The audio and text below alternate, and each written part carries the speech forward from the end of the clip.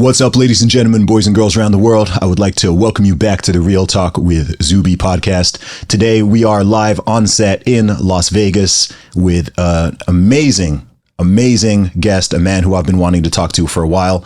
And this is the one and only Brad Lee. Welcome to the show. Thank you for having me. No doubt, Brad. I know who you are, but for people who are listening who may not be familiar with you and your work, please introduce yourself to the audience. Well, audience, my name is Brad Lee. I am an entrepreneur, I would say. You know, that's the best way to describe me. I have several businesses that I've started from scratch. The main one is LightSpeed VT, which is a web-based training company. That's where we are now. And then because of that, I kind of started to create a social media presence. And now people call me an influencer on social media, but I'm not one. I'm just on social media, dropping what I call nuggets to hopefully help people not make the same mistakes I did. I hear that, man. There's so much stuff I want to get into today. But how do you feel about that term influencer? It's one of those terms that some people embrace, some people feel a little weird about. What are your thoughts on being called an influencer? The jury's still out. Yeah. Only because, you know, I believe you're influential regardless of who you are. The question is, you know, who are you influencing? Because we're all influential. You know, I've had a lot of influences on me that nobody knows on social media. So they're not big or known, but they're very influential. So I like the word influential. I like to be able to influence people. It allows you to thrive in life when you have the ability to sell, close, persuade, and influence. So I like it in that regard. But when I hear the word influencer, especially in regards to social media, I think of a content creator that's doing it 100% for content, and every thing that they post is that's their living. Yeah. So I'm not that. Yeah. I don't make my living from posting. Yeah, absolutely. I think that's the distinction. I think when people hear influencer, they think of it being fake. They think of it being fabricated. They think of someone who's just posting videos or doing and saying things to earn money, whether that's from ads or sponsored posts or that kind of thing. Oddly enough, if you kind of change the words around and you say influential person, or you say that person's influential, then it doesn't sort of have this stigma. Yeah. So I guess it's got multiple meanings to different people. I know I first came across you, I think it was on Instagram, actually. I think I've been following you on Instagram for quite a while, but I think I was just seeing some of the short reels and clips that you were posting out there. Just real talk on a range of different topics, whether it's business, money, relationships, all sorts of things. I was like, man, I like this guy because he's real. He's real. And we live in a strange time where there's such a hunger for that. And I think that's beautiful in a way. I think actually there's a massive opportunity for people who are willing to be real and honest and authentic right now, because there's been such a dearth of it for such a long period of time. So I think simply by being someone who's willing to stick your head up and speak the truth and be yourself and be honest, it's massively inspiring to a lot of people. So I want to get into your background a little bit more. So tell me, let's hit the rewind button. I know you've lived a very interesting life. So tell me a little bit more about your childhood and growing up. Well, not really. I was, raised in a blue collar family in the Pacific Northwest. Normal childhood, nothing crazy, nothing interesting. I had a lot of experiences throughout my life because at 16, my dad kicked me out of the house. Okay. And so I was out on my own.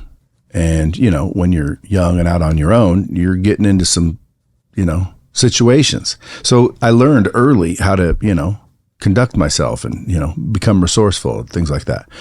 So I always say that I lived probably 10 lives of most people, but only because at such a young age, I was out in the streets, basically, running and gunning. Mm-hmm. So, but it was just a normal life, Is that, I'm intrigued because I feel like what you've just said doesn't sound like a normal or typical life, but you describe it as a normal one.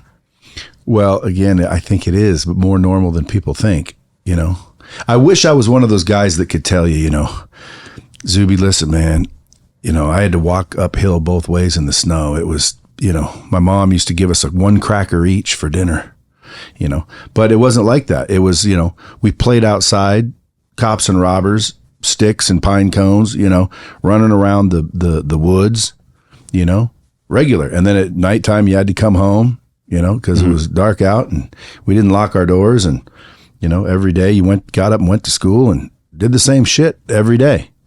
But then, obviously there was stories within those days that I could tell that, like when I was 6 years old, I used to tell everybody, my dad owned Disneyland because all the houses around us were nice and ours was shitty. And I felt like everyone looked at us like, ooh, you're the scumbag of the neighborhood. Or maybe that's just what I thought of ourselves. Who knew? But so I started basically telling stories and lying through my teeth about everything. And that kind of got me alienated, right, from the other kids. So, 3 or 4 or 5 years later, we moved to another town 30 miles north. And that's when I said, dude, I'm just going to keep it real. That way nobody, treats me like that again. Because when you lie, believe it or not, eventually people find out. I just found out that early. So when I went north, I'm just like, look, I'm going to tell the truth, be myself. And, since then, I would say I was real. Yeah. What was your relationship like with your family, your parents and your siblings? Normal family. Yeah. I've seen closer families, what I call beaver cleaver families, where their families like constantly together and they tell each other they love them. And like even brothers and sisters tell them that, which again, we didn't. And I think that's normal. All my friends, they didn't, but you saw some families do that, the perfect family or the beaver cleaver family, but we didn't have that. We just had a family that was like, my dad believed children should be seen and not heard. So you didn't get to talk a lot or be involved with them. Those were the adults. You were the kids, and if the adults are there, go play. Isn't that normal though? Not to me, which is why I find it intriguing. Did you have a beaver cleaver family? Very much so, still do. See, even though we're scattered all over the world, and I grew up in the Middle East. I grew up in Saudi Arabia. Traditions are over there different. Yeah, but I'm primarily in an expat community, but certainly where I lived, both that specific area and I'd even say the country as a whole, that the norm was more like what you'd call the beaver cleaver family. You were one of the lucky ones. Eh? Yeah. Oh, absolutely. I fully acknowledge it. And I'm really curious to find out about, people's childhoods and past, because we all have a different concept of what's normal. Right. We all have our own default. We've only lived our own life. Yeah. We've only ever had our own family, our own parents, our own brothers and sisters. So when I talk to different people, it's very interesting to just sort of see how that shapes them and their perspective and the way they go on and view the world, especially with yourself, because I know you're a father.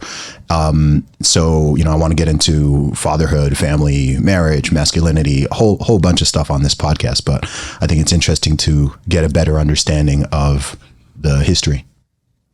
Well, I'm an open book. Any questions, okay, I'll answer. Okay. Why did you get kicked out at 16? I was supposed to mow the lawn, and I came home with my friend, and my dad drank quite a bit. Not like a dysfunctional drunk, but and he wasn't even a drunk. Like, he wasn't a town drunk. He would work and then go to the bar and then come home. So when he'd go to the bar, he'd get a little buzzed and then he'd come home. So I came home to do something. I had my buddy with me, and he came in and he was a little bit drunk, and he was either mean, like pissed off drunk, or he was happy. Yeah, you never knew. So I looked at him. I could kind of feel like this guy, he's in the mean drunk kind of mood. And he looked at me and he said, "How come you didn't mow the lawn?" Because I hadn't. And I said, "I forgot." And it was probably, the wrong timing. But he said, "I think you best hit the fucking road." Ooh. And looked at me a certain way. And I said, "Let me get a bag." So I scooped up some clothes, threw it in a duffel bag, and, left. And went where? To my buddy's house. Luckily, his mom was cool. I slept there for probably 2 or 3 days, and then, just couch surfed around with friends, and then talked a guy into eventually, getting an apartment with me. But I never went back. That's for sure. Yeah. Never went back. What about your mom in that situation? Well, my mom and my real mom, we were already, not talking with her because she was, my mom and dad got divorced when I was 2. Okay. So, but my stepmom, who was there since I was 2, who I kind of consider my mom anyway, because like she's the one that raised me. Mm-hmm. She did whatever my dad said. So like she didn't run shit. That's so interesting. As a father now, you're a father of 7.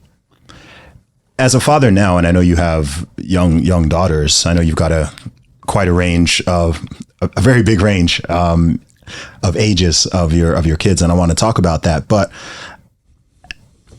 I'm assuming at the time that happened as a teenager, that it seems like that felt kind of like normal to you, or not so out the ordinary. Yeah, I mean, quite frankly, I was kind of happy about it. Okay, because now I had no rules. I could do what I want. I could go where I want. You talking about getting kicked out? Yeah. I'm curious. Yeah, I mean, like, dude, no more. I'm free. Yeah. Like, nobody can tell me what to do anymore. Like, I thought it was awesome. Yeah. How do you view that now? How do you view that now, decades later, as a father of 7? Really, you view it the same way? Yeah. Like, in other words, if you're 16 years old, first of all, I hope by now you're already, fairly smart. Mm-hmm. Okay. And you can take care of yourself. You understand the world. And now, again, did I understand the world? But yeah. What's that? I said, I don't think most 16-year-olds can, but. No, but I mean, I would hope that you're savvy. Mm. And I would say that I was savvy. Okay. I think that's rare. I didn't understand the world, though. Yeah. That's for damn sure. Yeah. But I did think I was savvy, and, I was excited. I wasn't afraid, and I wasn't mad or sad, and I didn't feel like nobody loved me. I felt like, it's time to go. Okay. So I got kicked out, and then, just couch surfed a little bit, and, I don't remember exactly bing, bing, bing, bing, bing, but, I turned out okay. Yeah. So talk me through that, because am I right in saying you became a father when you were in your teens, right? Yeah. 17. Okay. I don't, can you tell me about that in whatever level of detail you want to? What there was a girl that I used to know in grade school, and we liked each other back then when we'd give notes, will you go with me? I don't know if they still do that, but back in my day, you would write them a note to see if they'd be your girlfriend. And what's funny is in the 2nd grade, I wrote this girl a note that said, will you be my girlfriend? And she put in there, yes, but don't tell anybody, because everyone knew me as a full of shit liar. So she wanted to, be my girlfriend, but she didn't want anybody to know, because she didn't want to get made fun of that, she's his girlfriend.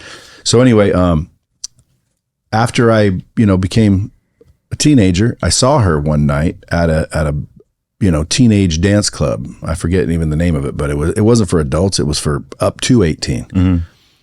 And so I, hung out with her, and we decided we liked each other again. So we dated for maybe a week and a half.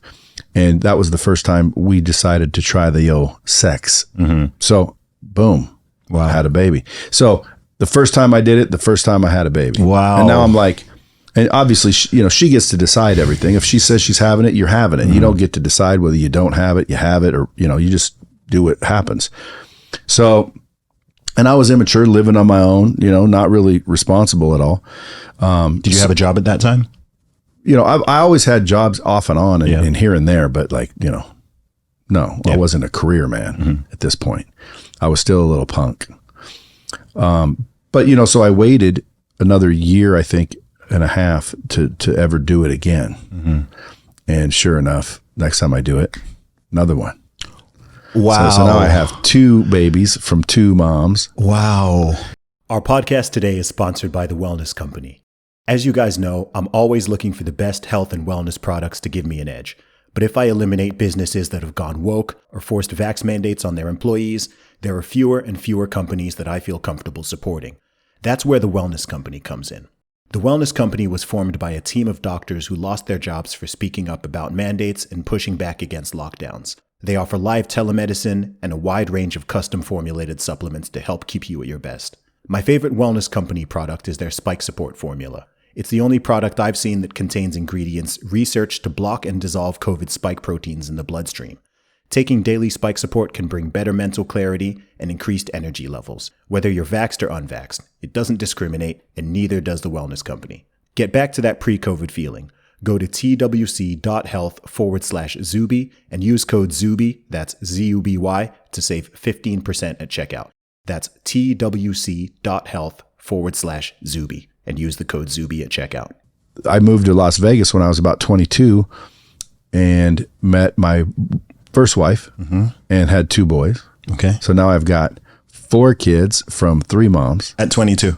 At 20, no, 20. When I moved here and met her, it took a couple years, so probably 24, 25. Okay, got it. And then she wanted to be the boss, which I'm the boss. Okay, if you're with me, I'm running shit. If you don't want to be with me, I understand, right? But she wanted to be the boss, tell me what to do, where to go, who I could hang out with. Like, it was miserable. So we ended up getting a divorce. And then I met another one that I wasn't ever going to marry ever again. But this one was so cool and laid back and, sexy. I'm like, all right, what does it matter? I've already lost once. I've already been divorced. Like, if I've never been divorced, I probably wouldn't have done it. But okay, I already was divorced. So to me, it's like, now it doesn't matter anymore because you only want to get married once in your life. I ruined that. So I didn't think it was that big a deal. And I'm glad because we got married and had 3 little girls. So that's 7 kids, 4 mothers, but it's completely explainable. Like, some people think that sounds all trashy, and it's like, I understand that, but it wasn't. Like, I had sex in 17. So did a lot of people. Did you? Even at Beaver Cleaver families, they were having sex at 17. Yeah. See, there's nothing wrong with that. Contraception. Yeah, and then 19. Yeah, everyone was doing it then. It wasn't like I was running around, banging a bunch of chicks and being a wild person. But what happened, and now I have 7 kids, thankfully. So how old's the oldest? 37. Wow. So you've got a kid that's older than me. I'll be 37 in 2 days. Yeah. So and the youngest is must be a baby. Is 18 months. 18 months. So 18 months to 37 years old. That's fascinating to me. That's genuinely fascinating to me because even just becoming a dad at 17, that's I know it happens. And probably used to be more common back in the day than it is now. But man, I just feel like there's got to be what are some of the This is a very open-ended question, but I mean, what are some of the biggest stories you've learned from that? Because I think there's a lot of young and middle-aged men who listen to this podcast, and I know some of them right now are going to be like have all sorts of questions in their head right now, like, whoa, like what? I wish it was live and we could take the live questions. I have so many stories. I don't know what relating to what. What did I learn from being a father at such a young age? I didn't really learn anything. Okay. Because I was irresponsible, I learned that, you got to pay child support. And if you don't, you get in trouble. I learned that, if you don't consistently take care of your child and responsibility, you'll end up basically losing them, So, well, her name's Brenda, but Brenda, which was the first mom, and I were like, together for the week. The second one, we weren't together at all. Okay. Like it was just a one night thing. Well, it wasn't even a one night thing. She came over one time, which there's a whole story behind that, but she had a car I wanted to drive. So I'm like, hey, let me drive the car. She said, okay. So I took her in the car and took her to the place called Autzen Stadium and was doing burnouts and shit like that. And then I pulled over and she was giving me the googly eyes, which, I knew, I could. So I did. That was it. And then I drove back and said, see ya, and never saw her again. Now she wanted to see me again, but I avoided her. And then, so she came around with a baby and I'm like, so now I'm, freaking because like, oh my God, but the baby looked just like her boyfriend because she had a boyfriend at the time. Okay. And so I just denied. That ain't my girl. That ain't my little girl. That ain't my little girl. So anyway, again, finally manned up and took a blood test a couple years later, and sure it is. So I didn't really learn anything then. I was a punk. I was irresponsible until I was 30, man. I didn't learn anything. I think I learned a lot going along, but it didn't really sink in until I was about 30. Okay. What was that shift? What caused it to sink in? I don't know. I like to tell the story of why I started this company, which was I helped a guy make money that worked at our car dealership. Mm-hmm. He was a lot porter, minimum wage. He had a, really cool family, but the family would come in very sad, not sad, but just kind of quiet and shy. And, I would equate that to sad, but they would come in and just kind of mope around. And, this guy was so cool and humble and nice and went to church, just really nice guy, but just had no money. Mm-hmm. And he spoke Spanish. It's because he was Mexican, and he wasn't from the United States. So there was a little bit of that going on too. And so he ultimately was a cool dude. And I thought, man, let me show him how to make some money so he can, make a little money. And so I brought him out into the sales department and started, showing him how to sell clothes and persuade people. And the next thing you know, dude, he was making 15, 20 grand a month. Now, minimum wage to 15 grand a month, dude. That's major. Yeah, it's major. So I watched the impact that it had with his family. His kids would come in happy. They'd come in laughing and giggling. They'd have new shoes and new clothes before they would all be, almost like embarrassed. And I kind of remember that as a kid. And so it felt really good to help them. And I thought, I'm going to quit my job and start a training company so I can go help people learn how to sell and close. Okay. So what was your job at the time? I was the general sales manager of this dealership. Got it. A dealership for? Well, what do you mean? What type of dealership? Sorry, it was a Dodge dealership. Oh, okay, car dealership. Yeah, okay. car. Okay. I spent a lot of time in the car business. Got it. But anyway, so I was running a car dealership. Watched this guy just transform. I thought it felt good, and I had the ability to do it because I used to, get people out of Burger King windows and say, what are you doing? If they were cool, I could say, hey, you want to make some real money? Show up and I'll teach you how to sell cars, and I'd give them a job. And man, all the time. It was easy for me.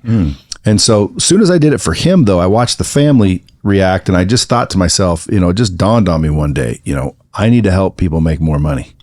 So I quit my job to start a training company. Okay. And then I went out and started a training company and realized it didn't work.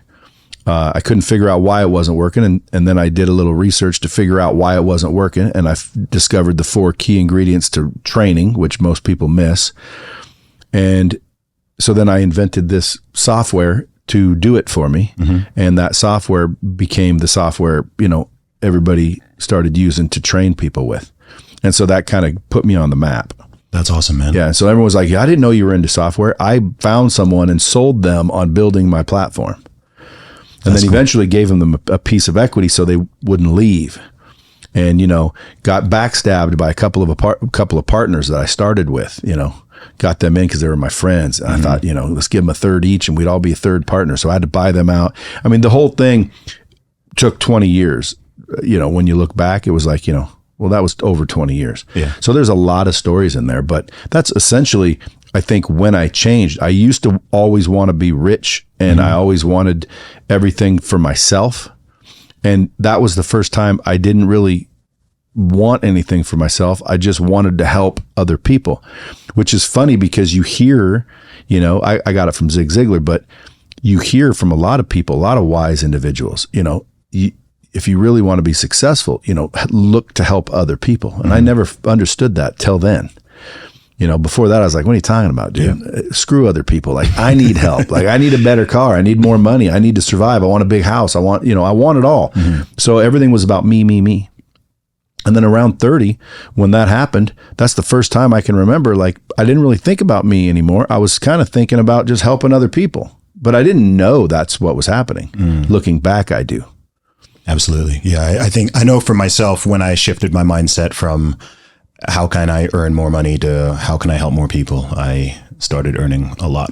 Isn't that crazy? Yeah. And that is how it works, because I couldn't ever break like $400,000 or $500,000 a year, no matter what I did. I even tried some illegal shit.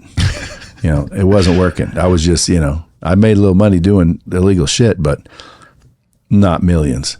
So I literally started doing better once I stopped focusing on myself and started focusing on the helping of others. Absolutely. What would you say was your first success? Was your first success career-wise in the car dealership? Would that have been the first thing prior to LightSpeed VT? I mean, it depends on what you're, what was the first thing for you that, because you said you had a lot of, chaos and you weren't particularly responsible in your teens and your 20s, and then something started. But I was still successful in a lot of things. Okay, got it. What was the first thing that made you, in your own personal perspective, however you consider success, what was the first thing you did that made you be like, hey, like, cool, like I am successful? When did you first feel that? Well, I mean, when I got my first car. Okay. You know what I'm saying? Yeah. Like, back in the day, if you had a car, you were cool. Mm-hmm. And again, Beaver Cleaver families, they gave their kids cars. Mm-hmm. We didn't get given cars. No, I never got given a car. So when I got a car on my own, I thought I was pretty cool about that. What was your first car? It was a Pontiac Trans Am, but it wasn't mine. I got a job at a car dealership, and I tell a whole story about, the job before that. Everyone told me to get a real job. I was thinking, okay, what's a real job? I was working at with a blue collar family. So the real job to them was working at the mill, going up and logging trees and just hard labor. Mm-hmm. So I got a job with the Forest Service fighting forest fires. And they're like, great, that's unbelievable. That's a great job to get. And I'm like, okay. So I go up there expecting that I'm going to be, walking around saving eagle eggs with an axe over my shoulder, looking like freaking some stud, right? With a big old wolf by my side, trekking the mountains, But that's not what happened. I show up and they give me a big old bag of water, and I'm supposed to spray the stumps or squirt the stumps that are smoldering. Okay. So the fire is already down the way. I'm in the back, keeping it from coming back, right? I'm squirting on stumps up and down mountains with this heavy bag of water, squirting on stumps. There was nothing romantic about it. I was not an action hero. It was crazy. And then 2 days later, I get poison oak on my arm. I go to the boss and I said, listen, I don't think I'm going to be able to make it in. I'm starting to get poison oak right here. And he opened his shirt and basically was covered in it and said, dude, it's part of the job, man. You're going to get poison oak. And so I said, listen, I'm done. I'm not doing this. And everyone said I was crazy. And, I'm throwing my life away. Mm-hmm. Quitting this bullshit job. Mm-hmm.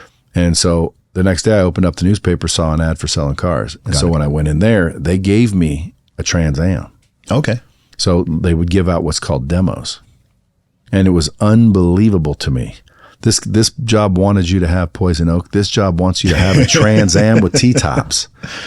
So they said, go out and pick out a car. And I'm like, what are you talking about? They go, yeah, you get a demo. And I'm like, oh my God, really? And so I'm looking at these row of Trans Ams. Mm-hmm. It was Williams, Wilson, Pontiac, Volkswagen. I'm like, even one of those? They said, just pick a car. That's so awesome. I ran out and got a Trans Am. So that was my first car. I wanted to ask about sales. Is that something that you naturally just were always good at? Yeah. Okay.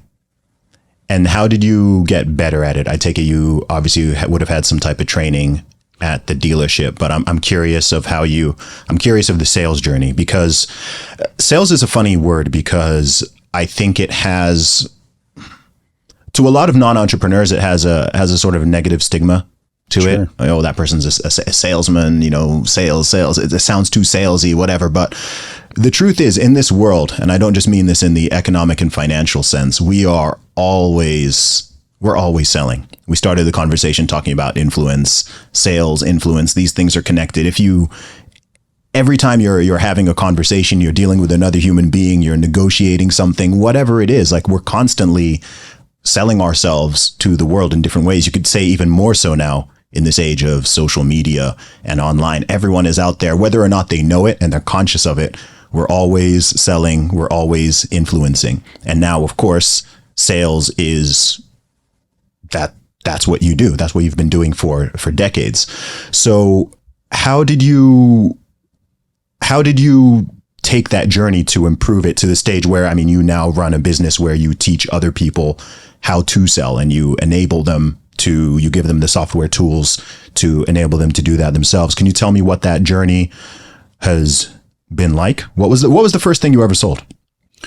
I don't remember. I think candy bars. I was 6 years old. And I used to sell candy bars as well. Yeah, like 6 or 7, they gave me a box of candy bars, and I went home and my brothers ate a few, and my family wasn't buying any. Let's just put it that way. Okay.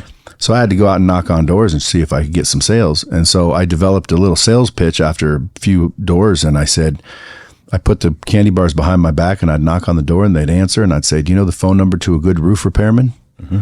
They'd say, what? And I'm like, because when you taste one of these, you're going to go through the roof. And they started buying them box after box after box. It was crazy. And I just thought, wow, man. So I outsold every single other kid in the school. Matter of fact, they would give me all the candy bars that were left over that the other kids couldn't sell. And I sold every single one, which was probably never done again. This is when you were 6, did you say? 6 to 7 years old. Wow.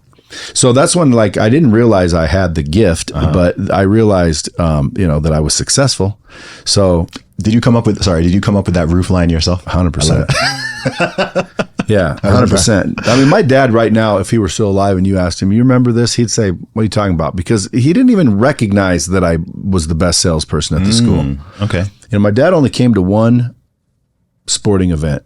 I was on a swim team. Mm-hmm. And again, very young, 6, 7 years old. They entered me into this swim team, and you were supposed to be, if you've never swam before, you're supposed to be in this league. It was called the Guppies. Okay. So you would join and you would learn, and then the next year you'd start, doing the different leagues. Well, I beat them so badly when we swam in the meet that my dad was at that they disqualified me. They said he shouldn't be in this league. Oh. He's not a beginner.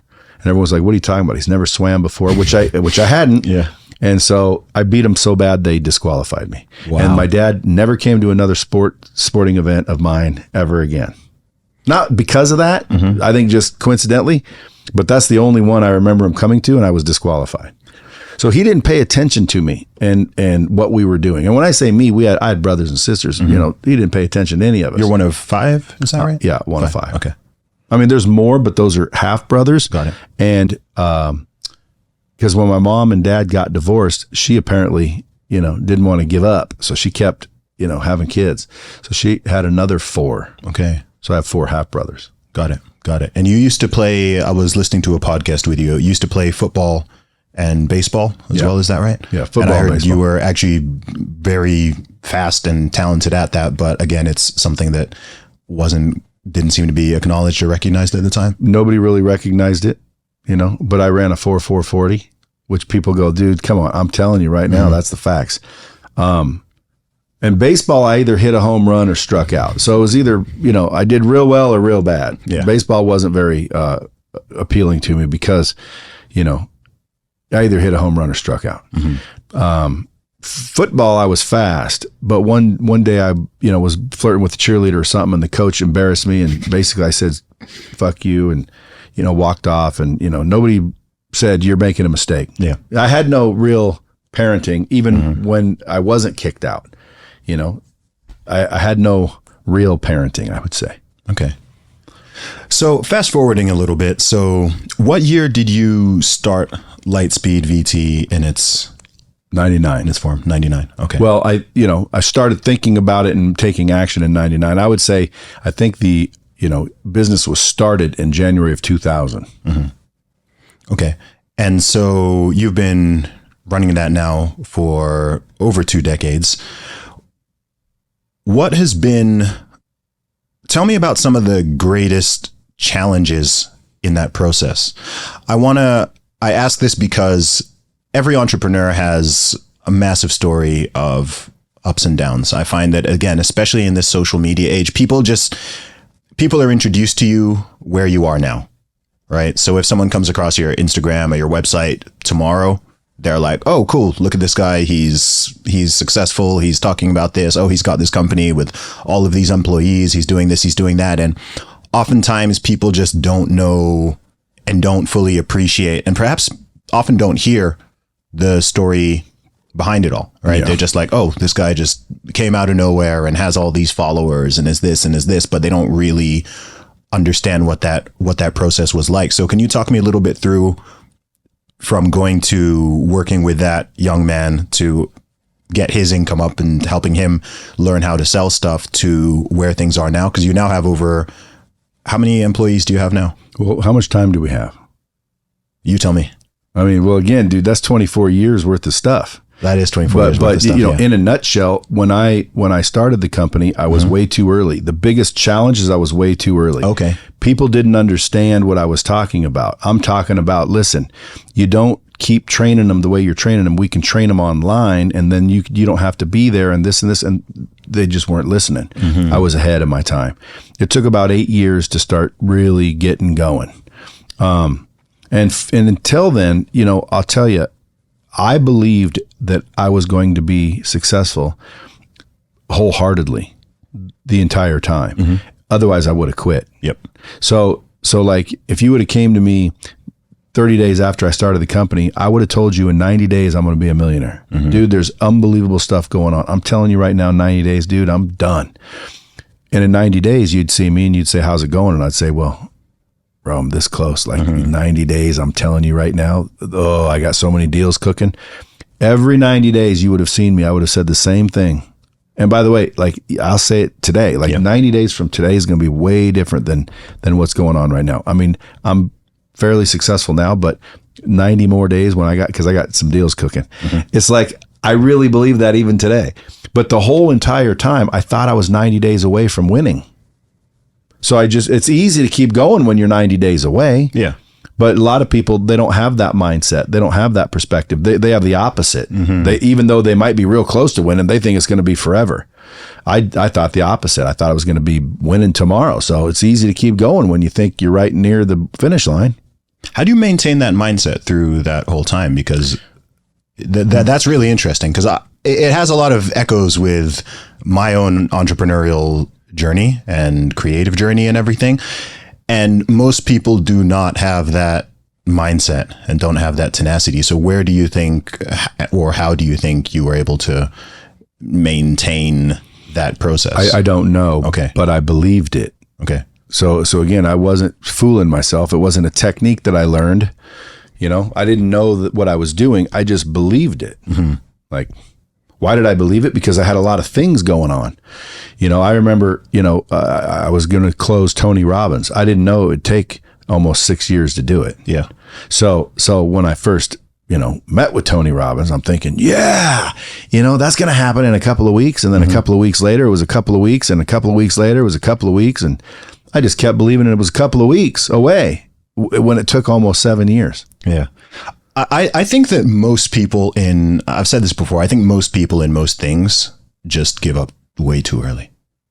100%. I think in everything, this could be a fitness routine. It could be a diet. It could be a business. It could be a relationship. I just think people give up too early, and a lot of success. Like I know and have met a lot of successful people in different fields at this point. And it sounds cliche, but you have to just keep going.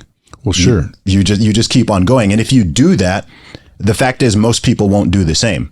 So you can often win just by being that guy who keeps on going. Everyone else over time is dropping out and making excuses and quitting and this and that.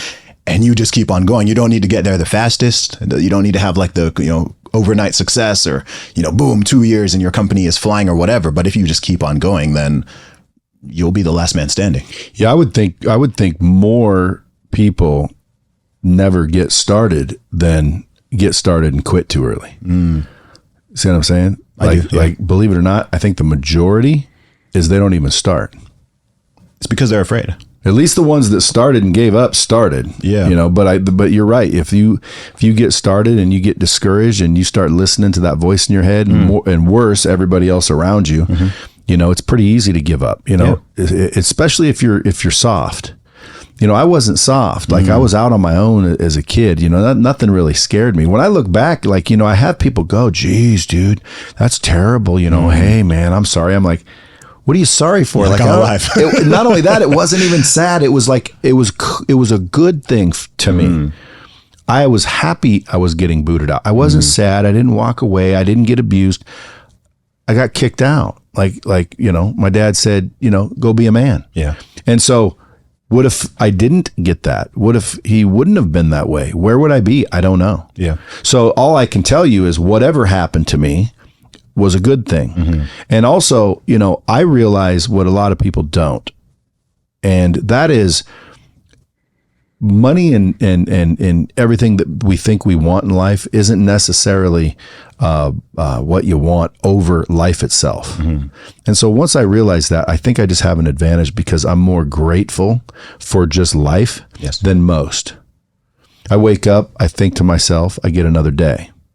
And then I go and do my little routine, and that's how I start every single day. Now, I never used to be that way, but that gratitude, I think, is the secret ingredient to life. And how I put it sometimes, there's a video that went viral about it. And I basically said, if I handed you $10 million, would you freak out? How'd you feel? They'd say, oh, it'd be awesome, yada, yada, yada. And I'd say, well, would you rather you get 10 million and not wake up tomorrow, or would you rather wake up tomorrow? And they're like, well, of course, I'd rather wake up tomorrow. So you are admitting that waking up is worth $10 million. More than $10 million. Way more. Yeah. How come you don't act like that then every time you wake up? Because every time you wake up and realize you just got a gift worth more than $10 million, and now you're going to run around and be boo-hoo because you didn't get your $10 million. Like, dude, you got another day. Yep. So if you get really focused and grateful on just having the life, the opportunity, you know what I mean? Then I think you're in a better advantage. So it creates optimism. So my morning routine, I get my blood pumping no matter what. I read something no matter what. I basically write down 5 things that are going to drive revenue this day. And then I reach out to 5 people, or I identify. I don't always reach out to them in the morning because sometimes it's 4:30, but I identify who I'm going to reach out to that day to build a relationship. And when I say build, nurture, a relationship, because I realize all the revenue that's ever came my direction has come from a relationship. And if you think back, you'll go, mine too. And then you start to realize everybody's money has been derived from a relationship of some kind. So if you want more money, and I do, I need more relationships. Why? Because that's where money comes from. They tell you money doesn't grow on trees, but they don't tell you where it grows. It grows in other people's pockets. So if you want more money, you got to build more relationships. That's why my quote is, more hands you shake, more money you make. That's just the bottom line truth. So when I wake up with that gratitude, right, and I understand, I think the keys to life, like in other words, it's not about the money, it's about the relationships. When you get sick and you think you're going to die, you're not thinking about money. No. I'm telling people right now, if they don't even believe me, trust me, just throw the trust out there. If you got told you're going to die in a couple of weeks, you're broke, you don't care if you're broke. You're rich, you don't care if you're rich. All you're thinking about are relationships. That's all you'll be thinking about. And those relationships are what matter. Like, you don't have to get, critically sick to learn that. So you put the relationships over the money, right? First thing's health, because if you lose that, you'll give up everything to get it back. Then relationships, because if you're on your deathbed, that's all you care about. So don't wait till then to start caring about them, right? Get good with your relationships, build and nurture them on a regular basis, and then focus on the money. Because again, there's nothing bad about money. And when people are against focusing on it, I disagree with that as well. Because a lot of times people won't focus on money, and then they're surprised they don't have any. Yeah, and if you don't focus on it, then those other things, your health and relationships, take a hit. Well, it goes back to being real. Like, listen, if you're offended because I find money attractive, I like money. I like what it does for me. I like what it allows me to do for others. I like the impact that it gives me. So I focus on it. Why? Because what you want, you should focus on. If you were one of those people that are like, oh, that's terrible news, I don't care. And a lot of people care. They care about what other people think. It's called allodoxophobia. Look it up one day. Everyone says, I thought you were joking. No, that's a real word. Allodoxophobia. It's the fear of another person's opinion. And it's, after death, it's one of the greatest fears that exists. The reason why so many people don't do so many things that they genuinely want to do is because of the fear of judgment, right? We're human, we're social animals. Why doesn't someone start that podcast, write that book, create that YouTube channel, start that business or whatever? It's some people say it's because they're afraid of success. I don't think it's because people are afraid of success. I think they're afraid that they're going to look foolish or silly in front of other people. They don't want if it doesn't go popular. Yeah. That's the thing. They forecast this, the worst of it. Yes, exactly. It's the same reason why, the vast majority of adults are afraid of public speaking. That one's called glossophobia. Is that what it's called? Glossophobia. I'm going to go look that up. Glossophobia. Well, see, I'm not afraid of that either. Yeah, fear of public speaking. And it's because I always tell people, I'm like, it's not because you're afraid of speaking. Like, we all speak, we talk all day, every day. You're afraid that you're going to trip up on stage, or you're going to not know the right word, or you're going to look stupid. Yeah. You're afraid that you're afraid of other people's opinions. Yeah. Right. That's what it is. And it makes sense to some degree, right? Like, we don't want to live in a completely, utterly shameless society where people are acting crazy because they literally absolutely don't care about anyone's opinions. But if it is the thing that's stopping you from achieving success and pursuing your goals and even helping other people, then that's crazy to me. Yeah. Well, to me, I would suggest you be real, even if it means everybody's crazy, because real is what lasts. That's the only thing that will last. Yeah. When you say this might sound like a weird question, but when you say real, what do you specifically mean by that? I mean, like, if you feel like saying something or doing something, you do it. And you, like you said, we can't go crazy or everyone will be like crazy. No, everyone won't be crazy. I do everything that I want and think, and I'm not crazy. Do you literally do everything you want and think? Well, I mean, you might, like, if I see someone who, let's say, I think, wow, holy crap, that girl's huge. I don't go tap her on the shoulder and say, ma'am, do you know that you're huge? But I think she's huge, and I don't say it to anybody because, like, so I'm a normal person. Like, I have tact, I have manners. Yeah. But at the end of the day, if I, like, for example, I think if you voted for Joe Biden, you're a dipshit. Mm-hmm. Now, I know there's a lot of nice people. There's people that work here. My assistant is a freaking Biden fan. Mm-hmm. I'm not against Biden people. I'm just saying, if you voted for Biden, you're not that bright. Now, some people say, oh my God, if you say that, you're going to be, look, that's just what I believe. And if someone doesn't like me because I'm not a Biden fan, well, then maybe they shouldn't be a fan anyway. Like, that's the way I look at it. Why? I'd rather be me and 9 people over here that are all, friends, and everyone else against us. I don't want to be your friend if you're, I call it flimsy. Like, you're that flimsy, dude. Like, I don't care what your beliefs are. If you just told me right now, hey, dude, actually, I used to be, a girl, and I'd be like, damn, dude, they did a good job. I can't even fucking tell. I wouldn't be all of a sudden, what?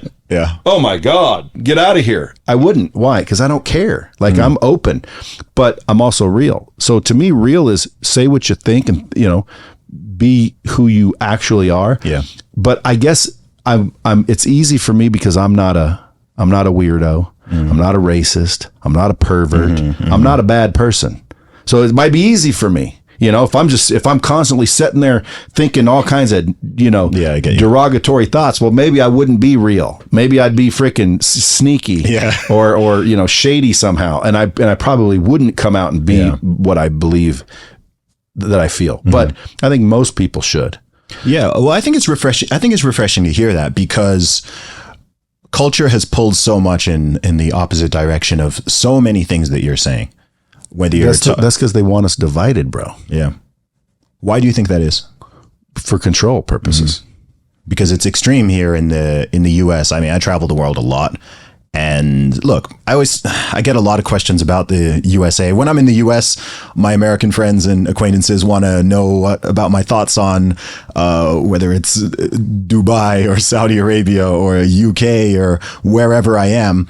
And then when I'm in those places, people are always asking, man, like, is the US is it as crazy as it's looking from a distance? Are people really that divided and polarized? Is it as violent and dangerous as I'm seeing? Are people fighting over race, fighting over politics, this and that? And the USA is a very weird and contradictory country in many ways, because there is a level of truth to some of these things existing. And again, I think because we now have the internet, you get to see every opinion and every incident that happens. It goes viral. And so you can get this filter that, man, like, there's just crazy stuff happening here every day. And there is crazy stuff happening in this giant country every day. But what doesn't make the news and what doesn't go viral on social media is all the trillions of normal interactions right? It was a sunny day in Chicago, Well, it doesn't and sell papers. nothing happened, and everybody got on well. That's not news. Hey, it's a bright sunny day in Las Vegas, and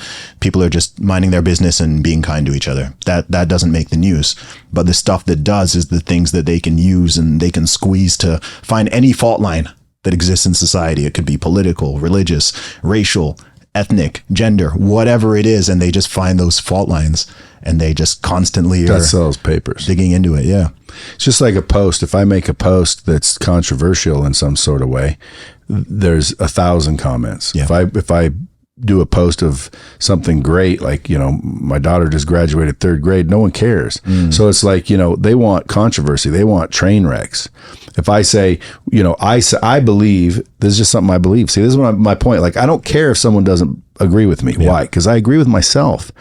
And that's most people's problem, is they seek validation from everybody else because they don't validate themselves. I validate myself. I know I'm a good dude. I don't need you to tell me I'm a good dude or to validate that I am one. I know that I'm one. I know what I do every day. I know my intentions. So I think that helps me be real. Yeah. But I just have certain beliefs, and I'm open to changing them. But in order to change beliefs, you need new information. And to this day, I haven't gotten any new information to change this belief. But my belief is a man should provide and protect for a woman and children. That's just my belief. So, like, someone goes, simp. It's not a simp, dude. Like, you're a dude. If people think that's simping, they don't know what the meaning of the word is. All I'm saying is, like, dude, you're a man. You're supposed to earn the money, take care of the family, and provide for women and children, and protect for women and children. So if that's a bad thing, well, then I guess I'm a bad boy. Look, if you had said that, any time prior to maybe the last 20 years, no one would have even balked at it. No one would have even thought a thing. But now we're living in this strange time where things that people have believed and thought and said all throughout human history and still believe and think and act all around the world. You now say those things, whether it's in my country, the UK or the US or Canada or whatever, and suddenly it's controversial. You say that, hey, men and women are different and we have different proclivities and strengths and weaknesses and interests, and this leads to gender roles, that scary gender role thing. There's such an intense and crazy pushback on all of these things that I notice. And it's also interesting because at the same time, everyone acknowledges that both men and women, especially on the younger end, are getting less and less happy, less and less content, less and less fulfilled. People are acting like men and women are supposed to be combatants rather than companions, right? And that's come through a lot of things. It's come through feminism. It's come through even some of the extreme overcorrection of some of the sort of modern red pill stuff is coming the other way. I think a lot of it has come from loss of religion, breakdown of family, and so on. And a lot of it is also just media brainwashing, as we've talked about, and a lot of cultural programming. But I think it's just odd where we're living in a time where you can literally, I mean, we've both experienced this. You can go viral and you can build a massive following by saying things that are patently obvious. Just something that would have been considered common sense in the year 2000 or in 1990. And now it's like, ooh, wow. Like, did you hear what that guy said? Like, that's crazy. And I'm just like, man, how have we gotten here? Yeah, it is weird. I'll make a post like that. Like, hey, man, start taking care of your girls. And then I'll get, because it's controversial, and then I'll get a bunch of people saying, dude, you're a simp. And then a bunch of people saying, dude, what are you talking about? That's what my dad, and that's what real men are. And then how do you know what a real man is? And bang, bang, bang, bang, bang. Next what thing even you know, is a man? Yeah, but it goes viral. Yeah. Why? Well, because it was a little bit controversial. The question is how come more people that are, wanting to build a brand on social media, they don't say what they believe? Yeah.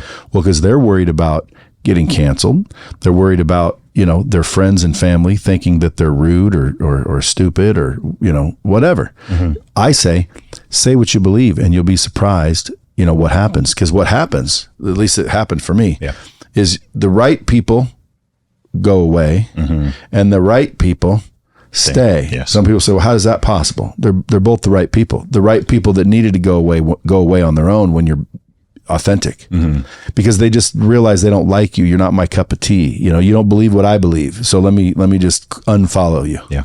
People don't know this, but let's say I get 20 or 30,000 new followers a month. Well, I'm going to actually get 100, I lose 80. Mm-hmm. So I get 100,000 people go, oh, who's this guy? I kind of like him. Then they see 4 or 5 of my videos. They're like, oh, maybe I don't. And they click off me. But see, some people would be upset by that. Mm-hmm. I'm glad like that. Why? Because I don't want people that aren't for me following me. I'm 100% with you. Yeah, I don't want fake followers. I don't want fake friends. I don't want fake family. I don't want fake anything.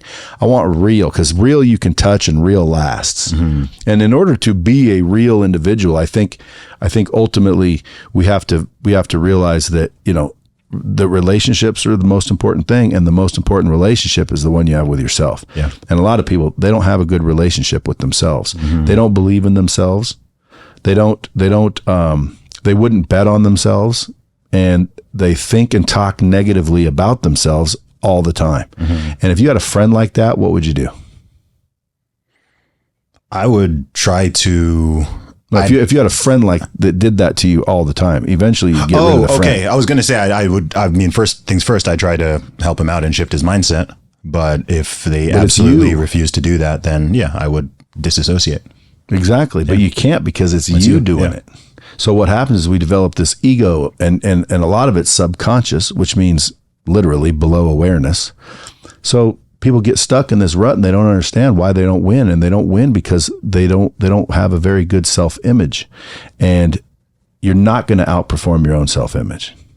Mm. So if you want a higher net worth, then you have to get a higher self-worth. You literally have to start valuing yourself more. Now, in some cases, people are going to be like, but I don't know anything. Okay, well then fucking learn something. Mm-hmm. Well, I'm not very good at anything. Okay, then practice at something for 10,000 hours, man. You know how you get good at something? You practice. You do it, yeah. Is this rocket science shit? No one taught you this? Like, I got kicked out. No parent taught me this. You just learn it. Like, everyone knows this shit. So if you want to get good at pool, go play pool. You want to get good at basketball, go play basketball. You want to get good at sales, go do sales. But if listen, it boils down to these 3 things, dude: mindset, skill set, habits. Mm-hmm. That you tell me a guy's mindset, I'll tell you whether they're likely to succeed. Their skill set and their habits mixed with all that, buddy, it's guaranteed that you will win or lose based on your mindset, skill set, and habits. What kind of habits do you have? Most people, they don't even audit their habits. Mm-hmm. Like, go see what kind of habits that you have. Eating habits, all your different habits are causing you to be where you are. Yeah, we're the culmination of our long-term habits, right? Like eating, if I eat one garbage meal today, it's not going to suddenly, I'm not going to, my whole physique is not going to suddenly, it's not going to undo the 20 years of training. Yeah, last night my wife makes 2 things that are like almost, I can't resist them. Yeah. One is biscuits and gravy. Dude, I'm telling you, dude. It's the best biscuits and gravy. I literally want to open up a restaurant for her just to sell biscuits and gravy and close down at like noon. Mm-hmm. But this another thing she does with her, these somehow egg something. I don't even want to call them tortillas, but they're tortillas with eggs. It's almost like a egg pie. I don't know. I don't know what to call it. It's just her little concoction. But last night she made it for herself, and I'm kind of trying to get a little bit shredded. Mm-hmm. And man, she said, she come up, she want one? No. I said, no. Why? Well, because I'm trying to accomplish something. If I would have had one of those, I would have had 10 of those. Yeah. How did you meet your wife? I was set up on a blind, it wasn't really a blind date because it wasn't a date. My friends told me, hey, we're at the sushi bar right by your house. You want to stop by on your way home? You going to eat? And I said, yeah, I'm going to eat anyway. I'll stop by and have something with you. So I stopped by and she was there. And coincidentally, I didn't know it, but that's what they told her. Hey, you want to stop by and get something to eat with us? And so she said, okay. And I was there. So, I ordered a bunch of food and a little bit of sake, and then we went to my house, and as soon as she saw that, it was over.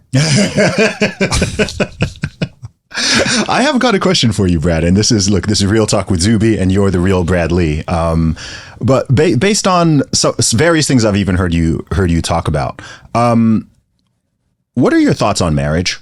This is a big conversation that's also going on right now, right? If you are especially if you're a young, successful man or potentially on the trajectory for it, does marriage, let's put it this way, does marriage in the West make sense? Is it a good deal? What are the incentives? Well, it's not a good deal. Okay. It's never a good deal. But you know, when people ask that, I get conflicted only because I believe in commitment. Yes. I don't believe necessarily in marriage. People say, well, Brad, you're married. Mm-hmm. I know I'm married because my wife doesn't have the same opinion as me. She wants to be married. You know, she was younger than me. I'm going to let her be happy and be married. Got it. But if she would have said the same thing I would have said, which is we don't need to actually be married to consider ourselves married. Yes. Like go into the church and you know, take your vows and be married. Why do you have to sign something and then turn it into the state? Mm. And then 10 years later, if something happens, the state gets to decide things. Mm-hmm. You know, I don't need the state involved. So to me, getting married on that realm where the state's now involved is stupid. Yeah. Okay. Nobody should do it. But should you get married or commit? Well, sure you should, I think. You know, but I'm a one, you know, horse cowboy type of thing. Like I don't, if right now I could have 100 different women and all of them were okay with it, I don't think I would. Yeah. I like one. Mm-hmm. So to me, you know, I believe in commitment. So when you say marriage, I hear commitment. I hear all the positive things about marriage. I'm for marriage. Okay. But when it comes to the facts, I'm against marriage. Why? Because you don't need to be married to commit to someone and love someone and honor someone and provide for someone. You don't need to be married for that. Yeah. And you don't need protection if you're with the right person, right? And not only that, if you go 10 years and let your husband or wife, you know, put all the money in their own personal bank accounts and basically put nothing in your name and you're not sharing or joining at all, and you're that, you know, I would say asleep at the wheel to realize you're not building anything. They're building everything. Mm-hmm. And let's pretend you're not married, because that's why you get married, right? In case anything happens, right? Yeah. So again, and that is not a good deal. Yeah. Especially for men. Usually. I think it's something that needs so many more bigger and more honest conversations, because, you know, I talk to people in so many different fields and spheres. So I've been on a lot of, you know, I've been on like Christian and faith-based podcasts and done interviews and know people in that sphere. I'm a Christian myself. I know, you know, I've been on some of the big like red pill and dating type of shows I've been on. And there seems to, these groups, and oftentimes are kind of like talking across from each other. Not a lot of people want to. So if for example, I go on Twitter, and I've done this before, and I've said, okay, if you're a young, successful man, and let's say you're not religious, what's the best argument for marriage? When I say marriage, I don't mean commitment. I mean marriage, right? Like going and signing the papers, doing like better tax situations. Yeah. I mean, is that it? Pretty much. Yeah. I don't think it's a good deal. Like I'm very pro marriage. I'm pro family. My parents have been together like almost 50 years at this point, married almost 50 years. Yeah. But the fact that they have a little piece of paper with the state does not mean anything. But also our family and their relationship, it's faith-based. That's what I'm saying. So if they never officially turned in that certificate to where if the state looked, they're not married. They've never been married in this state, but were married at the church and acted like they've acted this whole time, and you found out they weren't actually married. Yeah. Would you think they weren't? No. And this is also interesting, because even in the Bible itself, right? Like the first marriages were not go to the state and stand in a building and sign pieces of paper or whatnot. Adam and Eve were married. Like, I'm assuming they didn't have, I'm assuming no one officiated it, and they didn't have vows. Right? All the, entire Old Testament, when people got married, it was just like, okay, you're married. I don't understand some of those stories back then, which is why I'm still seeking. Okay. And if you read scripture, it says seek and ye shall find. So I'm seeking, I'm doing as I'm told. But when I think back to Adam and Eve, is that the very first two ever? Ever? Yeah. Okay. So Adam and Eve were in existence, right? That's it. No one else around? Just those two. Okay, and then they had babies, and then did those babies have babies? Yes. Who fucked them? There was incest. There was heavy incest at the beginning, and that's acknowledged in the Bible. Like, is it? Yeah. With Adam and Eve, and then Cain and Abel and so on. So that means we're all related, and we explicit there, but later on, there's people marrying their aunties and cousins, and fathers and daughters. Wouldn't that mean, his daughters? wouldn't that, if that's the truth, because again, we weren't there. You're just going on what you're reading. Yeah. But if that's the truth, well then wouldn't we all be related? Yeah. I mean, we all are related. Every single one of us. We all, I think regardless of someone's viewpoint, whether they have a purely secular evolutionary lens or a more religious lens, any of the Abrahamic faiths anyway, either way, like we are all human. If you go up far enough up the tree, we're all then, human. Yeah, we are all related. Like we've got to be.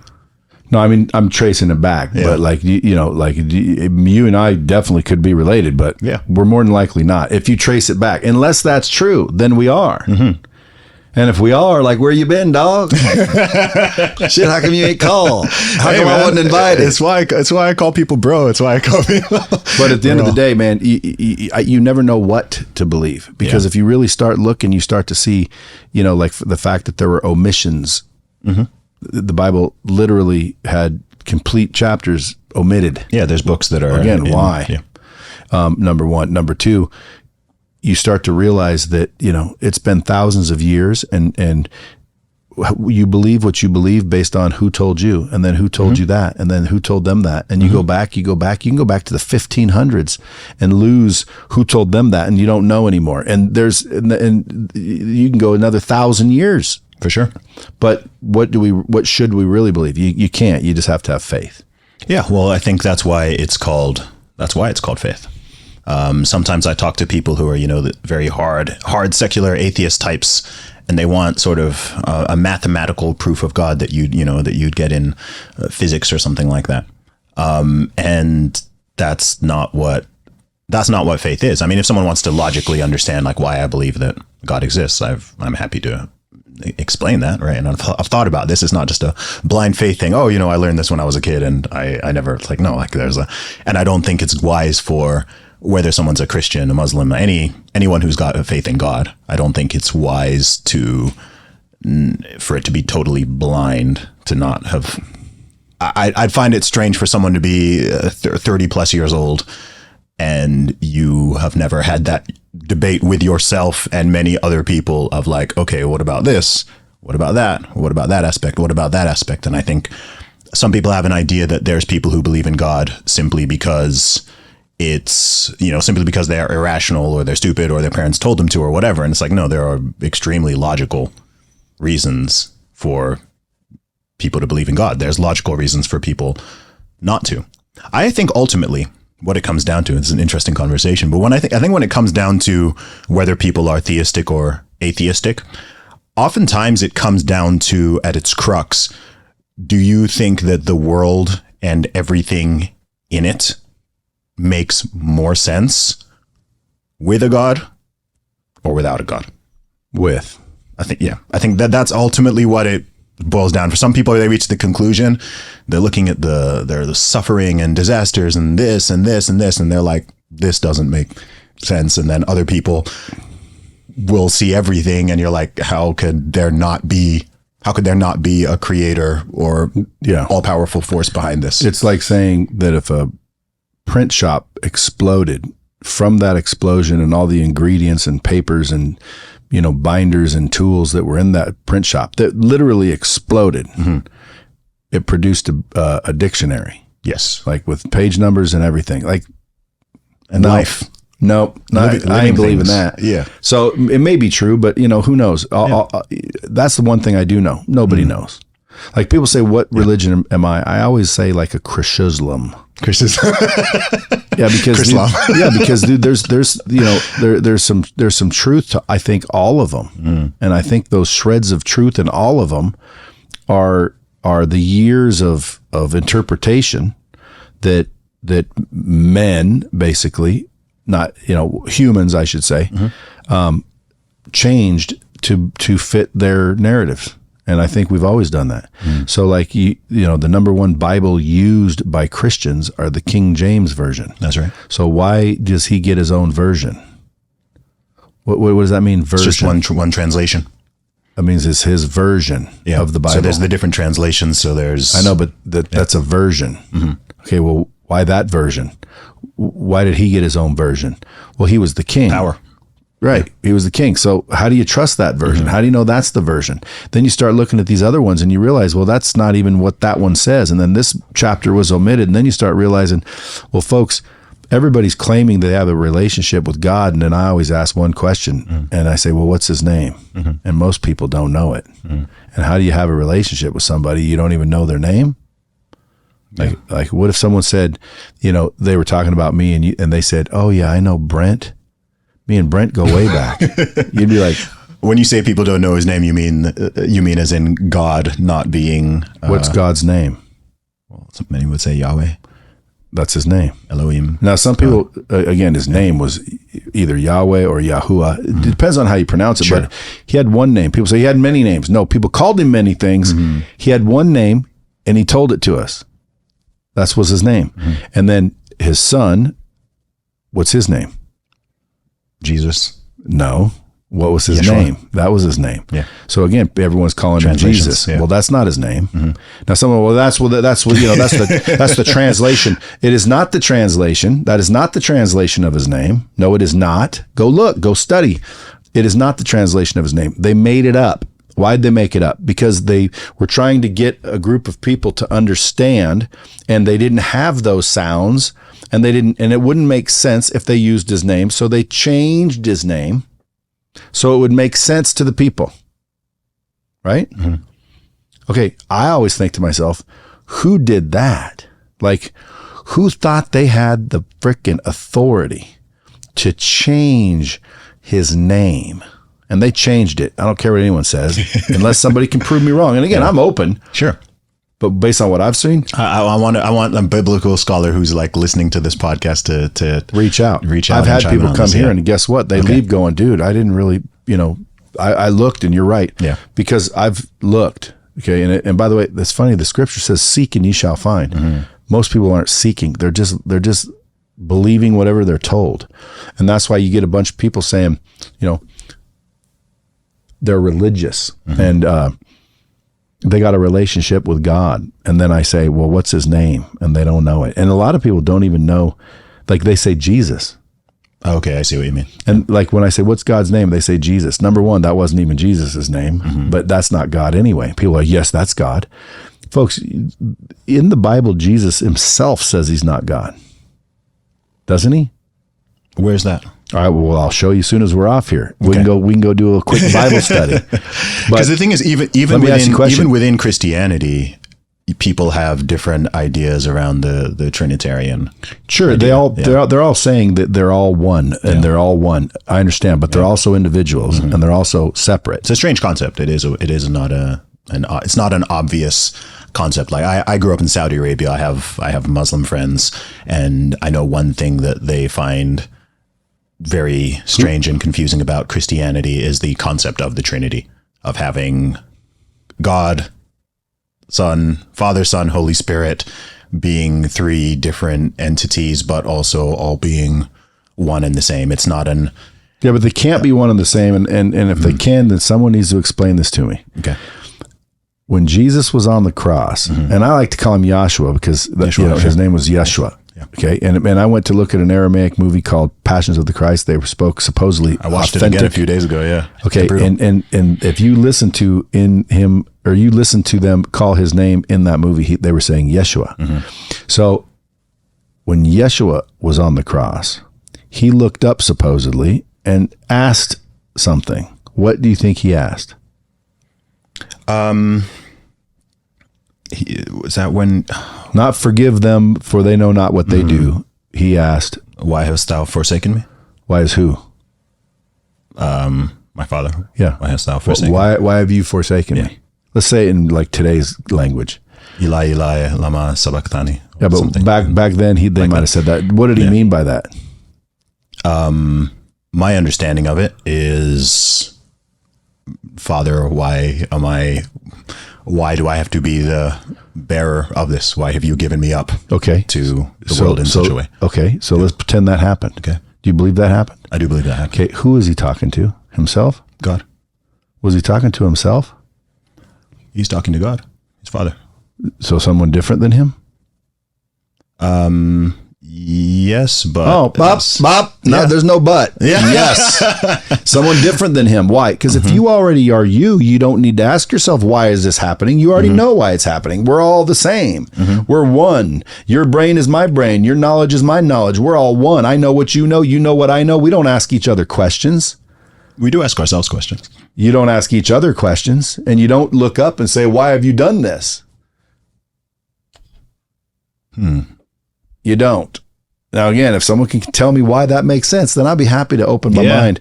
But to me, it makes more sense that they're separate. It doesn't make them any less of things. Like, it doesn't make them less. God, and that's Yahweh or Yahuwah, and Yeshua, which, by the way, makes perfect sense when those are their names. It doesn't make sense if their names are God and Jesus. If you look at some of the scripture, it'll say my name's in his, and those names are almost the same. But anyway, that makes sense that they're separate. I understand that. And by the way, perspective. They say, when Jesus was born, it took him 33 years to become, written about. So where was he at 5? Was he a little God at 5? Why wasn't he healing people from day one? As a child? Well, if he was God at 33, he was God at 5. He was God his whole life. Why? He became God? What happened? No, he was chosen, wasn't he? I thought he was. That's what the scripture says. Well, it says he was chosen. The idea is that he was born as the Son of God through the Immaculate Conception. Okay, so then from day one, he was the Son of God. Yes. So how come he didn't hear nothing for 33 years? Well, I mean, he had a life. Well, what kind of life? The doctor, normal life? Was he healing people? Was he healing why people? was his child as a child? Yeah. As far as I'm aware, no. I don't believe that's documented. I don't believe that's Does documented. that make any sense? He had to turn into somebody powerful. It does make sense. He was born somebody powerful. Although, have you heard about the blood that they found? Which one? No, tell me about this. Well, they found blood. Okay. Wherever supposedly the crosses were. In the cracks of the ground, they found blood. And so they tested the blood, and the blood, crazy enough, and this, you can Google this, is still alive. Now, most dried blood is dead. This dried blood still was alive. This is a recent discovery? Fairly. Okay. But it's still alive. And then they checked its chromosomes, and it had 24 chromosomes. Instead of 23. Well, we have 46, 23 from our mom, 23 from our dad. It had 24, 23 from his mom and 1 from his dad. So he had 1. Okay, you need to send me a link to this because I haven't heard. It kind of gives me the chills, like, dang, because I'm not looking to disprove anything. I'm looking to prove some things. Now, I also rely on faith. So if someone came up with a gun and said, "Pick your faith, son, pick your faith," I'm going with Jesus. That's the best one I've heard so far. But at the end of the day, how do I know? Yeah. How does anybody know? Look, I don't think anybody knows. And if anyone claims they do, dude, they're just claiming faith because nobody knows. Yes. I often when I have conversations with people about theological stuff, I often caveat that I call myself a humble believer, right? Because it doesn't matter the belief system. It doesn't matter the religion. It can even go beyond religion. You see this with people's political ideologies and so on, right? Where there is zero humility. People are afraid of humility. People are afraid of accepting and voicing the idea that they are not 100% absolutely certain that they are correct, and therefore everyone else with a different perspective or interpretation is wrong. That's not me. I can say, look, this is my faith. This is what I believe. This is what I believe to be true. This is how I interpret this thing. This is how I interpret that thing. I'm also like, I could be wrong. That's how I am. Right. That's how I am. I'm like, I could be wrong. I can explain my positions. If I get challenged on certain things and I haven't gone and researched it, I'm like, okay, I don't know about that one. Let me look into that and come back. When I read through the Bible, I'm like, man, I have questions, right? There's certain paragraphs in there. I'm like, that's odd. Like, what's that about? At least in my modern context, this seems very strange and weird, and I don't really understand it, and people interpret these things differently. But I think all these conversations and dialogues would just be so much better if there was a grain of humility that people had, whatever perspective they're coming from. They're like, look, this is what I think, this is what I believe, this is what I understand, but I don't know 100%. I feel the same way with people who talk about the Big Bang and evolution and this and this and that. I mean, haven't they just said that the universe is now 13 billion years older than they thought it was up until 2023, right? And I'm like, okay, but someone else will have that. And I'm like, okay, so you're criticizing me for having faith, and they've just told you, they've just added 13 billion years to the thing that you've been telling me is like hard fact. And you're still going off this idea that you're just choosing what to believe. It's true. I find that funny when someone's, telling me, I'm like, okay, well, you tell me how everything came to be without birds. There was this primordial ooze floating around there, and there was a giant explosion, and then this, and this is when it happened. And I'm like, wait, we don't know what's at the bottom of the ocean, but you absolutely know what happened 13 billion years ago, and the chain that now led to everything we have now. They don't have the chain. I'm like, I don't see how that's not. Yeah, like they don't have the chain. If they can show me the chain of an elephant and a tiger and a giraffe and a rhinoceros and a butterfly. Yeah. I want to see what was all those originally. Mm-hmm. And when did one morph into the next? Mm-hmm. Because when they believe in evolution, I always say, show me evolution. They'll talk about how a moth that was black and it landed on the white sycamore trees, and then they'd get picked off, so they evolved into white moths. Microevolution. That's called adapting. Mm-hmm. They adapted to their environment. That's not evolving. To me, evolving is changing. So if you were a moth and you fucking evolved into a bird, okay, that's evolution. Like, holy shit, what just happened there? I haven't seen any factual evolution. It's always adaptation. Yeah. It's, this bird turned into another kind of bird. It's still a bird. It's still a bird. Okay. Show me a human that turned into a dog. Show me a dog that turned into a human. Show me a freaking ape that turned into a human. And if that's the truth, then where are the ones right in the middle now? Yeah. Because, dude, we didn't all just evolve at the same time, did we? They're extinct. That's what people would say. Look, I just think I think we as human, I think there's so much stuff. I mean, especially if you go into the origins of the universe and our species and everything, it's bizarre to me. And also from that lens, I'm also like, well, where did the life come from? Listen, if we all started living underneath the ground where there was no light, we would all start being born blind. Yes. And pretty soon we would adapt. We would adapt to the darkness. Mm-hmm. That's adaptation. That's not evolution. Mm-hmm. And then 100 years from now, when we don't have eyes that function, or maybe 1,000 years or however long it took for eventually nature to say, well, we don't need eyes anymore. Mm-hmm. That's adaptation, but we're still humans. So to me, it's like, how are all the different species here? Mm. How is an elephant an elephant? Was an elephant the same thing as a tiger, but at some point in time, a tiger went this way and an elephant went that way? I think that's the idea, that there was some common ancestor. There's all common ancestors. Where did they come from?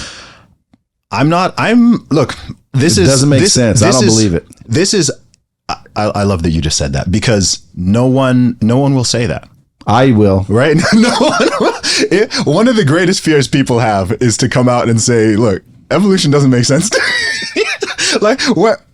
Because if you're a smart person, I'm an Oxford University graduate. I'm supposed to be like, Mr. Evolution, Mr. this, Mr. that. Then you should know that the polyunsaturated hydrocarbons that flow through the medulla oblongata increase the blood flow to the erector pili. I just made that up. Yeah.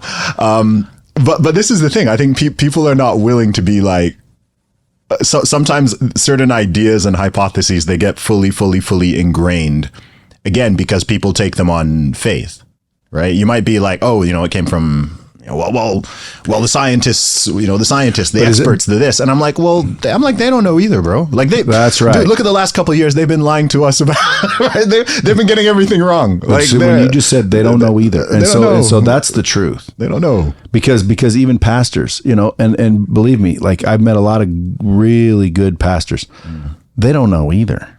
Like, how do I know they don't know? Because they weren't there. Mm-hmm. They're only 50, 55 years old. Where were they back then. They weren't. Okay, so they weren't there. So they're going on what they Faith. learned or were told. Yeah. And they go back. Whoever told you that, let's go see who told them that.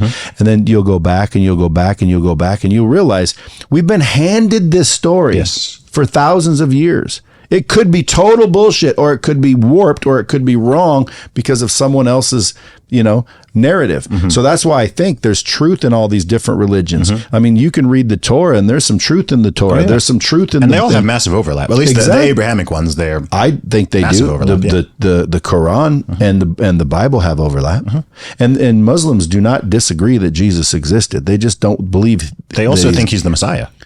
They just don't believe he's God's son. They don't believe he's the son of God, but they believe he's the Messiah who will come back and defeat the Antichrist. Yeah. So to me, it's like, look at all these shreds and all these different ones. Someone double check me on that, but I'm pretty sure what I just said was correct. Well, that tells me that there's a creator. Why? Because all of these different religions have shreds of truth in it. And where'd that truth come from? So I'm thinking there is a creator, obviously. And then through time, and because we're human, subject to errors, we twist everything and twist the truth. And then it shreds into a lot of different stories, when that's why, a lot of them make sense. Like, to me, dude, when I listen to the Muslim faith, I don't think that, people hear Muslims, they think, the bomb's blowing up. That's just ignorance. The Islamic faith, they're not for that either. No. So if you read the Quran, dude, some of it makes a lot of sense. And then if you read the Bible, some of it makes a lot of sense. And if you read the Torah, some of it makes a lot of sense. You go and read shit that like any religion has, and you go, that makes sense. Yes. But at the end of the day, does anybody actually know? Do we know? Absolutely. The answer is no. Yeah. Anyone that really knows was dead thousands and thousands and thousands of years ago. All we can go on is what they wrote and left behind. And then if you start looking at that evidence, like you go back to the very beginning, like the Septuagint Bibles, or I forget they're called Septuagint or something. There's versions of the Bible. You go back. Pretty soon it's in another language. Now you got to get a translator. Then Aramaic, you go back and you go back, and it's even in another language, Aramaic. And then you go back, and pretty soon it's like, how do you know what they meant? Well, whoever translated it, it's their interpretation. Just like you said, you have your own interpretation. Exactly. Yes, so let's say you were the translator of this Aramaic script, and I'd say, what does it say? What does it say? And I would get your version of what it said, and then I'd go tell my son, and then my son would tell his son. And then 2,000 years later, here we are fighting over who's right and who's wrong, when in reality, none of us know. Yeah. I think when it gets to the fighting part, this is when people are being goofy, and it's also when people have deviated from their own faith, right? Whether you're Jewish, whether you're Christian, whether you're Muslim, like none of these faiths are telling you to go out there and, physically harm or let alone kill other people. So like if people have gotten so lost in the theological sauce that they're mistreating and being nasty towards people and going out and hurting and maiming and being terrorists or whatever it is, I'm like, man, you've missed the ultimate point, right? Like beyond all the details and things that we're getting into, it's like, man, you've missed the whole point. If you call yourself a Christian and you don't even attempt to be like Jesus and treat people like Jesus did in any way, and you don't go by the golden rule, and you don't love your neighbor as yourself, and you're just going out there and being genuinely hateful towards people and all that, then I'm like, man, you could know the Bible inside out, but ultimately, like, you missed the most important life lesson from it. And that's why I think I'm gonna do okay. Yeah. Because I'm angelic. That's generally what I've gathered from this podcast. Brad, I want to be conscious of your time. You've been so generous with it. A question I have for you is, look, there's a lot of young men who are out there struggling right now. As you know, I'm sure you have hundreds of thousands, if not millions of them who are following you. I've got a lot of young men following me. You've given some advice on this show, and you've got a lot of stuff on your channels. But for a guy who's listening to this, who is just not sure what to do next, what's your advice to them? And they're struggling. Yeah, they're just. Well, again, I mean, I want to change people's perspective. Okay. So I would tell that person to, try and change your perspective a little bit, because if you knew for a fact that struggle made you stronger and the stronger made you win, right? Wouldn't you seek struggle? So the fact that you're getting the struggle that you would technically be seeking, and now you're whining and crying and cowering because of it, it makes no sense. And it's because you're looking at it incorrectly. Some people look at struggle as, oh, poor me. How come I can't win? How come I can't be that guy or that girl? And it's because you haven't had any struggle, or you haven't learned. And sometimes the struggle is what brings you there. So you literally have to embrace the struggle. And when you're going through it, and it's hard to do, again, it's easier now that I'm older and look back. So I'm telling the young person, because no one told me this. I might not have listened, but if I wish someone would have told me this. When you're going through those tough times, man, look at them as opportunities to learn and grow and develop and strengthen. Because I used to be, pissed off when everything was going wrong. Now when shit goes wrong, it's like I look at it as an opportunity, and I almost see it as a game, and I. It might sound crazy, but like, I wish more things would go wrong, because my life's pretty freaking easy. Like, dude, I have it on one of my profiles in my bio section. I just put lucky as hell and willing to roll the dice. Like, dude, people ask me all the time, what was it like hitting rock bottom? And I'm like, what do you mean? I've never really hit rock bottom. They said, dude, you were homeless on the beach. Didn't you say that? I said, well, yeah, they thought they caught me lying. Well, no, I was homeless on the beach for a couple of weeks, but dude, that was by choice, number one. Number two, that's what I'm talking about. Looking back, dude, there was nothing wrong with that. If you think that's rock bottom, dude, where did you grow up? That's not rock bottom to me. To me, it might be rock bottom to you, especially going to Oxford and getting raised right. You might be like, oh my God, I don't know what I would have done if I found myself homeless. Well, I'd be all right. We'd all be all right. Yeah. And at the end of the day, that's what I'd tell the young man you're talking to. You're going to be all right. It's all going to work out, bro. But you have to change your mindset about it, because the mindset is what's going to dictate your attitude and your actions and your behavior. And that's what's going to matter. It doesn't matter that you're going through struggle. What matters is how you handle it. So again, if I'm young, I'm listening to this and I'm, not rich yet and I'm not successful yet. And I want Brad to give me some secrets. I would tell somebody, listen, focus on your mindset, your skill set, and your habits. And until you're all good in all three of those, quit asking for more. You don't need any more. What else? Don't worry about what else. Okay. Go focus and fine tune each one of those to where you are skilled. You're extremely skilled. You're known as very good at something. Someone would say, oh, he's very good at this. If you ask anybody in the country, they will tell you I'm good at sales. Yes. Why? Well, I've done the practice. I've done it a million years, so I'm good at sales. And by the way, if you guys don't know what to do, I think sales is a great one. Like you said, there's some negative. Yes, there is. But again, sales is awesome. But quit worrying about the negatives. Quit worrying about other people's opinions. That's another thing I'd tell you.